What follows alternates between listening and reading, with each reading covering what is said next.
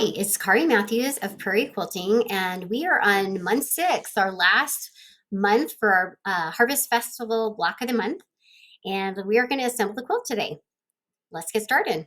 The pattern is available through my website, prairiequilting.com, and the fabric that I used is Harvest Gathering by Diana Swartz for Benartex.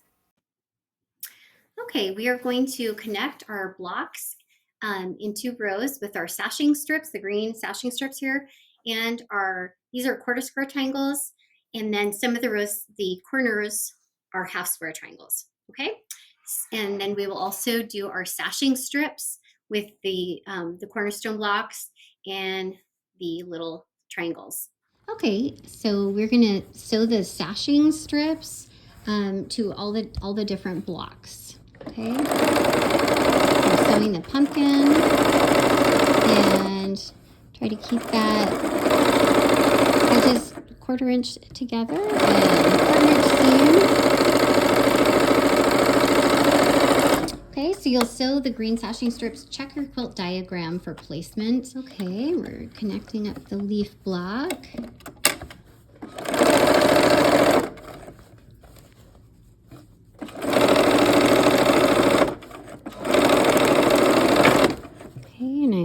Trying to keep that sashing strip on the bottom.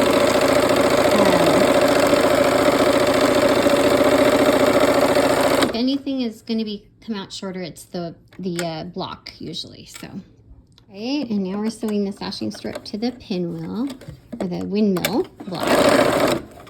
The windmill reminds me of my grandpa's farm. He made us windmills out of metal. So that was fun. Okay, and now we are going to connect our setting triangles. Okay, and check your quilt diagram for placement. So we'll connect those on either side of the rows.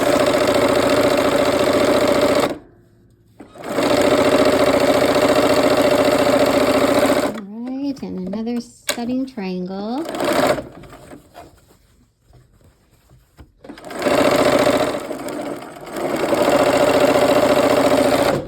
Okay, now you're going to sew the ones that have sashing together in rows. And once again, look at the quilt diagram for placement.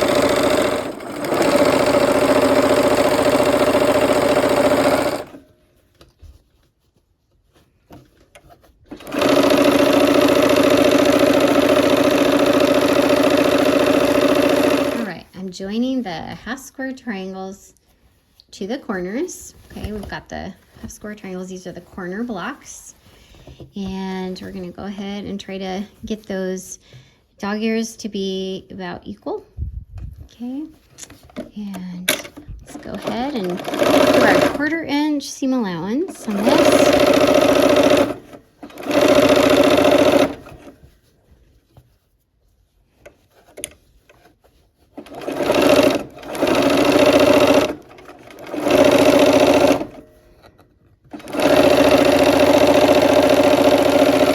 Okay, so now we are going to sew the sashing strips and the blocks together and some of the triangles as well. So note the quilt diagram for placement.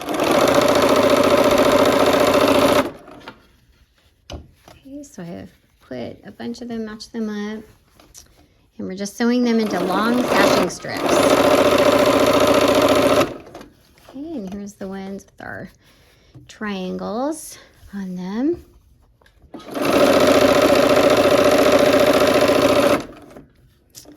And another.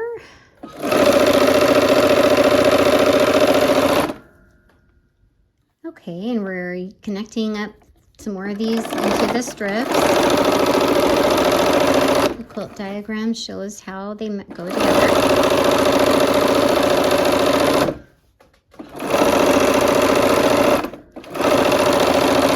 Okay, and one last triangle. Okay, so I'm going to pin this strip to the sashing strip to this row, and you do this for all of them. Just follow the the quilt diagram for the placement. Okay. Okay, let's go sew. Okay, let's sew this sashing piece together. I'm gonna put my needle down.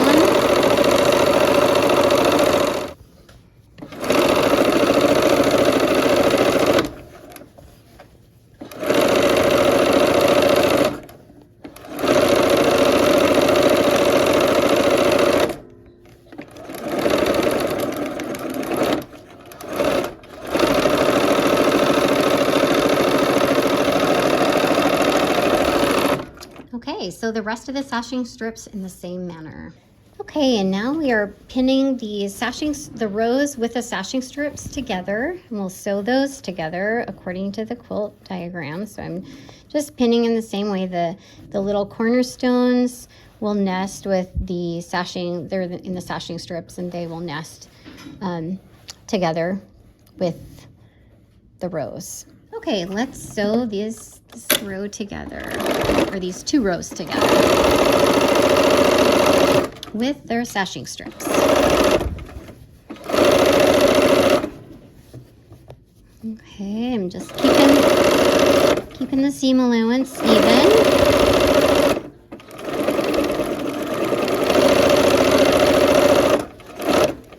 And trying to make sure they stay nesting and I'm not running over pins. Okay, this one I gotta adjust. Okay, and I usually like my needle down. So I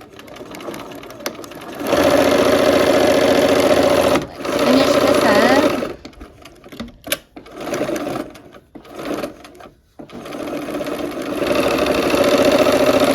All right, and connect all the rows in the same way. Okay, so we have finished our quilt center. Let me kind of hard to see the entire thing. Okay, so now we are going to connect the borders. Okay, now I'm going to measure the center of the quilt through from side to side. Okay, and I'll want to cut the border pieces to that length. Okay, now we'll measure top to bottom. Okay, so now we're going to work on the borders, and what I'm doing is this is how I connect my borders. You can do them end to end too, or you trim the edges and then sew a 1/4 inch in like that. Typically what I do for mine is I do kind of like an L seam here. It ends up being a diagonal seam. So I'm going to lay them out like an L, perpendicular to each other, and then I'm going to draw a line down diagonally where they meet. Okay, so this is where they meet here, and up here, kind of do it like I do on my blocks, and then do the middle. Okay, and I'm also going to pin that so that it since it's such a large it's a large section to keep together and perpendicular, so I am going to just pin it kind of close to the line, and I'm going to sew on the line.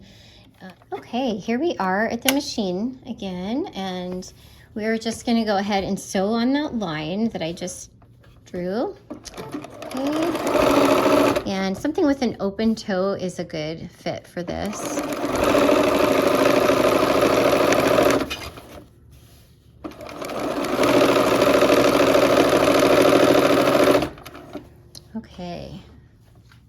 Okay, let's go ahead and take our pins out, and okay, so I've sewed that seam, and what I'm going to do is I'm going to just kind of trim that, and I'm going to go about a 1/4 inch outside of it, and I could use my rotary cutter as well for this.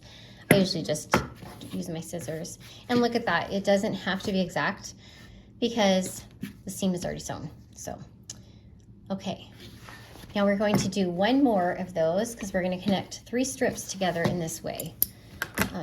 Okay, so I have my my strips, and the very long strip, I cut it in half, and then I folded it in half here. Okay, so I've got two layers. Let's see if I can show you that. I've got 2 layers. Okay, And the length of this equals 3 strips, okay? All sewn together. So I've got a fold. Let's see if I can show you that. So I've got 2 strips. I've cut just with my scissors. Look, I made a little nick there, but that'll be cut off.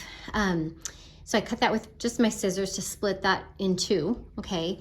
And I just did that for my own brain, so I know, okay, I'm gonna end up, I don't want to cut them too small, basically. So I'm folding them over, and then if I go over here, okay, I've got a fold. You can see that, okay? So it's folded. It's like 4 layers of fabric here, okay? And then my measurement came out to 23 1/4, the half of it. So let's go ahead and line that up on the 23 1/4 line, and then I will make my cut there.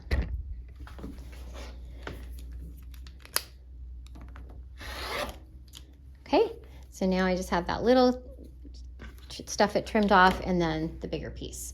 Okay, and then when I go ahead and unfold these, I've got 2 strips that are the length I need for my borders. Okay, so I did that, and I did that with, I sewed 3 strips together and then another 3.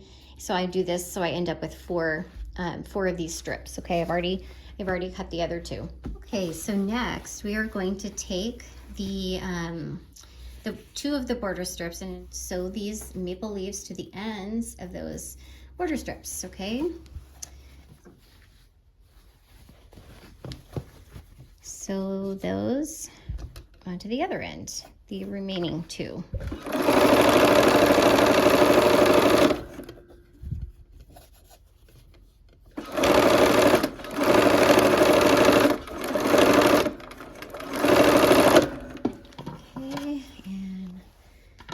Last one on.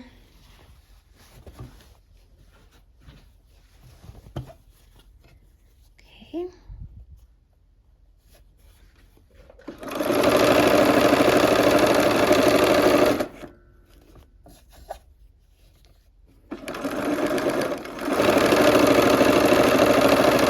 Okay, we are going to press those, and we're going to press toward the border.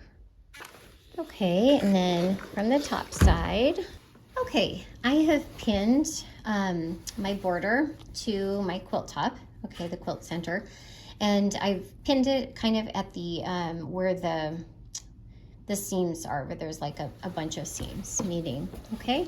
So I'm gonna go ahead and just sew this, and I'm sewing with the border on the bottom so I can see my seams.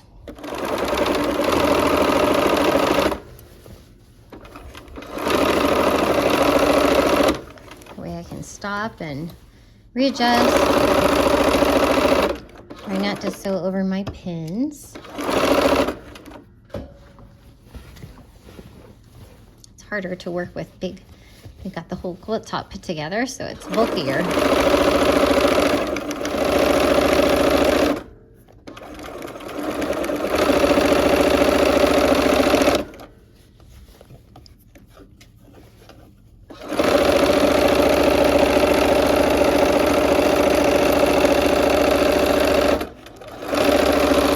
Okay, so I will attach the other side border in the same manner.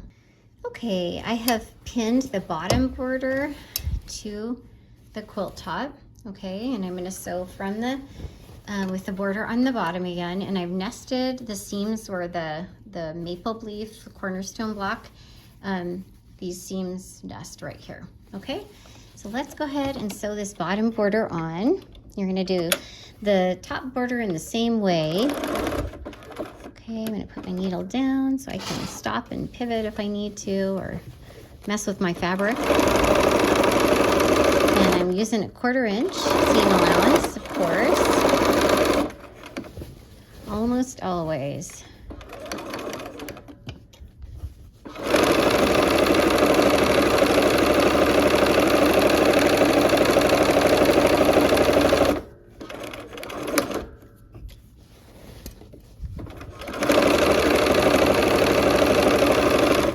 Fabric. I'm going to do that the whole way down. Make sure the edges are lined up, and And those little cornerstones are again on the bias, so I kind of have to be a little careful with those. We're almost to the end of this side.